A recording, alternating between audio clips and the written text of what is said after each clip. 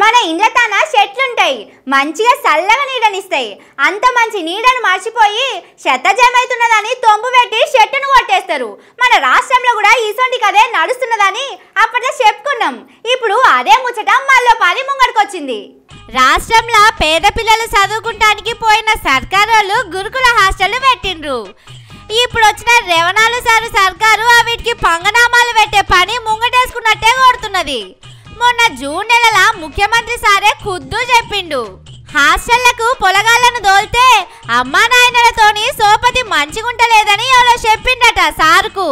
ఈ residential schools పిల్లల్ని చిన్న వయసులోనే పాఠశాల ఈ రెసిడెన్షియల్ స్కూల్స్ చేర్చడం ద్వారా తల్లిదండ్రుల మధ్యలో ఉన్న కుటుంబ సంబంధాలు బలహీనపడుతున్నాయని చెప్పి ఒక స్టడీ రిపోర్ట్ వచ్చింది.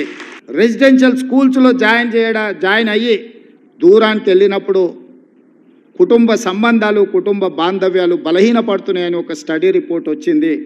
చూసిండ్రు కదా సారు ఏమన్నాడో. ఇక ఈసోటి ముచ్చటనే చెప్పిండు సారుకు జిగిరి దోస్తు ఆకునూరి మురళి సారు. పంజాబ్ లా 11 గురుకుల బడులే ఉన్నాయి, హర్యానా రాష్ట్రంలో గురుకుల బడులే లేవు. అయినా చదువు మంచిగున్నది. గురుకుల బడులతోనే మంచి చదువు దొరకదని సోషల్ మీడియాలో రాసుకొచ్చిండు. అంటే సర్కారు బడులు పెడితే చాలు, తెలంగాణలో గురుకులాలు బంద్ చేసినా చదువు మంచిగానే ఉంటుందని చెప్తున్నట్టే కదా. మరి అందుకే కావచ్చు కాంగ్రెస్ వాళ్ళు వచ్చిన కాంచెల్లి గురుకుల హాస్టళ్లలో పొలగాళ్లకు పాడైన తిండి పెట్టి దావకాన్ల పాలు వేస్తున్నారు. ఒకరిద్దరి పానాలు కూడా పోయినాయి.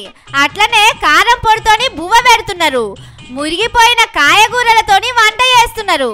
ఇక ఇవన్నీ చూసి ఎవరు చదువుతారు చెప్పుండ్రి? సందుగలు చదువుకొని ఇంటి మొకాన పోతారు. సర్కారు కూడా ఇదే ఆలోచన చేస్తున్నట్టు కోరుతున్నది. పొలగాళ్లను ఎల్లగొట్టి గురుకుల బడులు బంద్ పెడితే మస్తు ఆమ్దాని మిగులుతుందని చూస్తున్నట్టే అనిపిస్తున్నది. ఏం తక్కువ ఏడాదికి ఒక్కొక్కల మీద 1,00,000 రూపాయలు ఖర్చు పెట్టాలన్నాయే. ఇటు చూస్తేనేమో ఖాళీ కుండలే ఉండే, పైసలు ఎట్లా తెస్తానని అనుకున్నాడో ఏందో సారు. ఈ కథ చేస్తున్నారని పొలగాళ్ల అమ్మా నాయనలు అనుకుంటున్నారు. కానీ అటు రేవణాలు సారు ఇటు ఆకునూరి సారుకు అసలు ముచ్చట సమజ్గానట్టున్నది.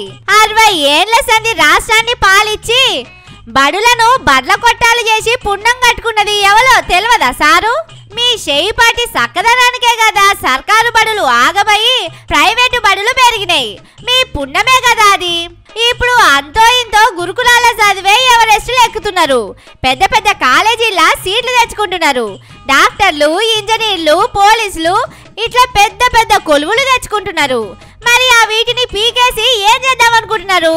మళ్ళీ ఏ ప్రైవేటు బడులను బతికిద్దాం అనుకుంటున్నారని పబ్లిక్ అడుగుతున్నారు.